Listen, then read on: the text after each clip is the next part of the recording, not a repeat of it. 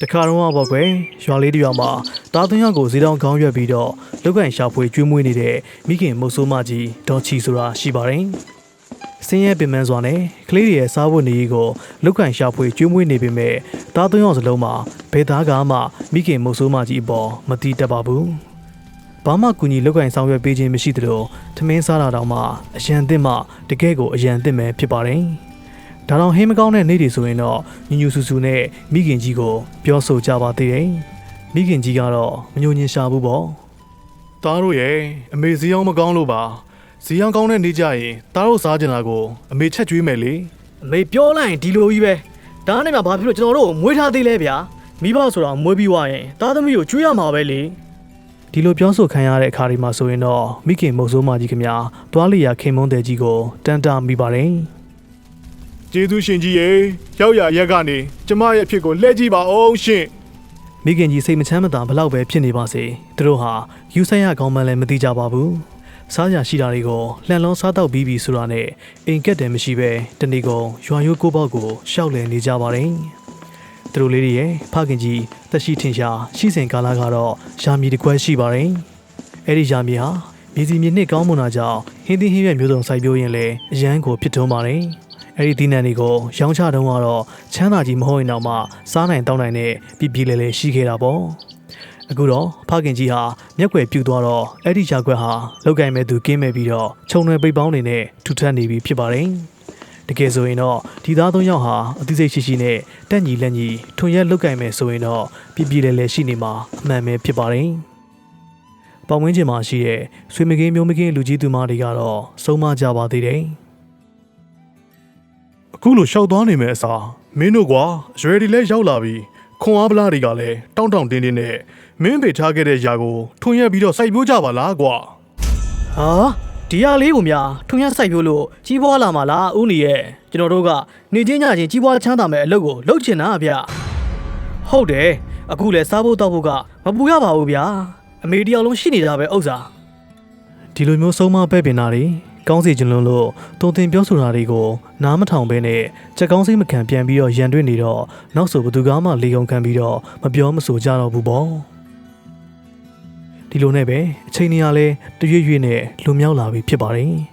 အသက်ကလေးကလည်းထောက်လာပြမန်းမှုတန်ကလည်းထက်ဆင့်နဲ့မုတ်ဆိုးမကြီးခင်ဗျာတရှောင်ရှောင်ဖြစ်လာပြီးတော့နောက်ပိုင်းတော့အိယာနဲ့လှဲနေခဲ့ပါတယ်ဒီတော့လဲစားဝတ်နေကစက်တဲလာခဲ့တာပေါ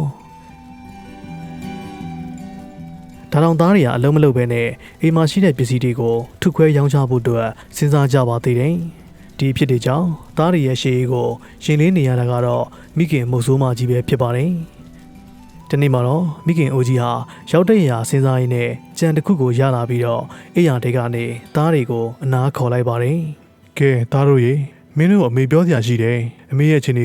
ကမိစကုံစီကံဖြစ်နေပြီကွ။ဒီတော့နှိလားညာလားပဲ။အမေမရှိရင်ရောဘယ်လိုလုပ်ကြမလဲ။အမေတော့တွေးနေရင်လေးပါတယ်ကွယ်သားတို့ကပြီးတော့အရွယ်ရောက်နေပြီအလုပ်ကိုလည်းတေချာမလုပ်ဘူးဆိုရင်တော့ဘယ်သူမှသားတို့လာပြီးတော့တနာနေမှာမဟုတ်ဘူးနော်ဒါကြောင့်မို့အလုပ်ကိုတေချာလုပ်ပါ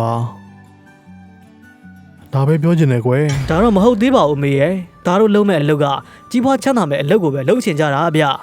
နှစ်ဖူးကချွေချီးမကြမဲ့အလုပ်မျိုးတော့မလုပ်ချင်ဘူးဗျဟုတ်ပါပြီကွယ်ဒီလိုဆိုရင်တော့မင်းဖေမကွယ်လုံခင်ကလှုပ်ဝက်ထားခဲ့တဲ့ကိစ္စကိုအမေပြောပြမယ်တည်တည်ချာချာနားထောင်ကြနော်ဒီလိုသားတို့ရဲ့အဖေဟာအင်မတန်ကိုမှစီးစနစ်ကြီးမားသူဖြစ်တယ်ကွယ်ဘာလို့ဘာကိုင်းရောင်းတဲ့ပစ္စည်းအကျိုးမြတ်တွေဆိုရင်လည်းမသုံးခဲ့ဘူးကွယ်ပြီးတော့ယတနာပစ္စည်းတွေဝယ်ပြီးတော့အိုလီနဲ့စုထားတတ်တယ်အဲ့ဒါသားတို့ကိုမိခင်ကြီးရဲ့စကားတော့မဆုံးသေးပါဘူးယတနာဆိုတဲ့စကားကိုကြားလိုက်ရတော့သားသုံးယောက်လုံးဟာစိတ်ဝင်စားလာကြပါတယ်ယတနာပစ္စည်းဆိုတာအဖိုးထိုက်တယ်နဲ့မဟုတ်လားဒါဆိုရင်သူတို့အလုံးမလုံးရဘူးပေါ့ဟမ်ဒါဆိုရင်အဖေစုထားခဲ့တဲ့ယတနာအိုးကဘယ်နားမှာလဲဗျဘယ်မှာရှိလဲကျွန်တော်တို့ကိုပြောပြပါအမေရဲ့ဒါကိုအစိုးရရဲ့ပြောရမှာဒီပစ္စည်းသာရရင်ကျွန်တော်တို့ကောင်းကောင်းစားပြီးတော့ကောင်းကောင်းနေရမှာမဟုတ်လားအမေရဲ့အေးအဲ့ဒါကိုအမေမျက်စိမိတ်မသွားခင်မှာပြောပြချင်လို့အခုလိုမျိုးသားတို့ကိုခေါ်လိုက်တာပေါ့တခုတော့ရှိတဲ့သားတို့ရဲ့အမေရဲ့မှတ်ဉာဏ်ဟာအရွယ်အိုမင်းသွားပြီထင်ပါတယ်တိတ်မကောင်းတော့ဘူးကွယ်ဒါပေမဲ့မင်းတို့ရဲ့အဖေဟာသူထွင်ရဲစိုက်ပျိုးခဲ့တဲ့ယာမီရဲ့တနေရာမှာမြုပ်ထားခဲ့တာတော့အမေရဲ့မျက်မြင်ပဲကွယ်အဲ့ဒါကိုသားတို့ညီကို3ယောက်စူပေါင်းတူးဖော်ပြီးတော့အညီမျှသုံးဆွဲချဖို့အမေမှာခဲ့ခြင်းနဲ့ကွယ်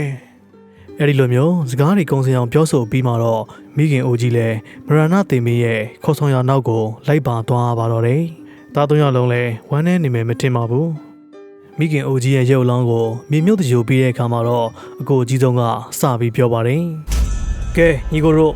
ငါတို့ရဲ့စားဖို့နေအခြေအနေကောင်းမွန်ဖို့အတွက်အမေပြောခဲ့တာကိုအကောင့်ထဲပေါ်ဖို့အတွက်အချိန်ကြပြီကွာ။ဒီတော့ပေါတူးတွေယူကြ။တအူးနဲ့တအူးမခိုတန်းမကက်တန်းနဲ့ရှားမြေကိုနေရအနှံ့တူးပြီးတော့ရွှေအိုးကိုရှာကြမယ်ကွာ။ရလာပြီဆိုရင်တော့စိတ်တိုင်းကြသုံးဆွဲကြတာပေါ့ကွာ။ကောင်းတယ်ဗျာအကိုကြီးကောင်းတယ်လုံးမယ်။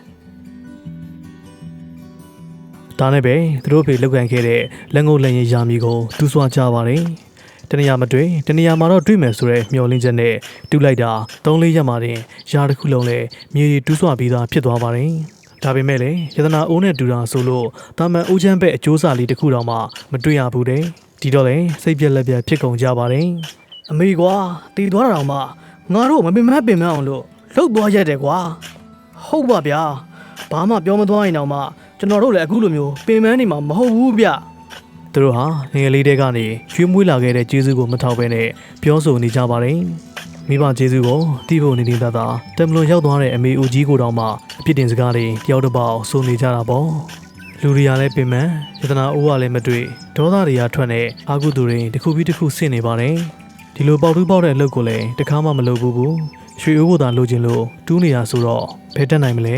ဒီချိန်မှာသူတို့3ယောက်နားကနေဥနီယာဖြတ်သွားရင်းနဲ့မြေရီတူးဆော့နေရတွေ့တော့သူတို့ကိုမေးတာပေါ့ဟေးမောင်ရင်တို့မင်းတို့အဖေရဲ့ယာမှာမင်းတို့ဘာတွေစိုက်မလို့လဲကွာ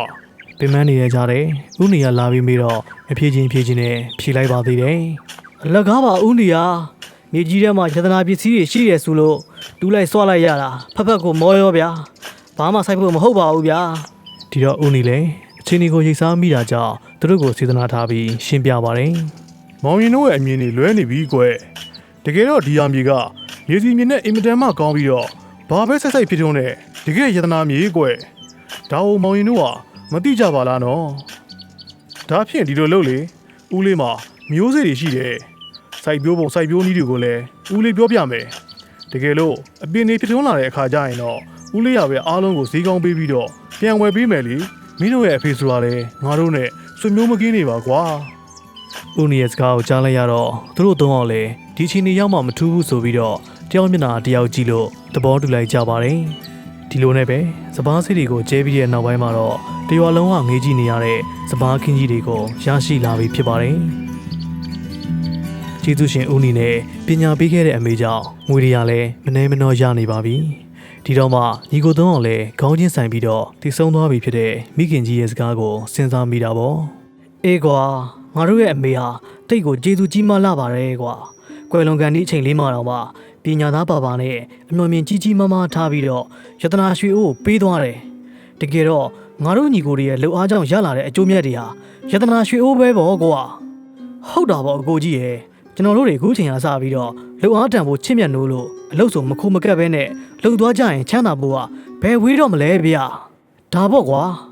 ကဲအခုရလာတဲ့ငွေကြေးတွေနဲ့ငါတို့ရဲ့မိဘတွေကိုရည်စူးပြီးတော့ရွာဦးเจ้าမှာဒီနှစ်တော့အလှူဒန်းလေးပါလေးပေးကြရအောင်ဟဲ့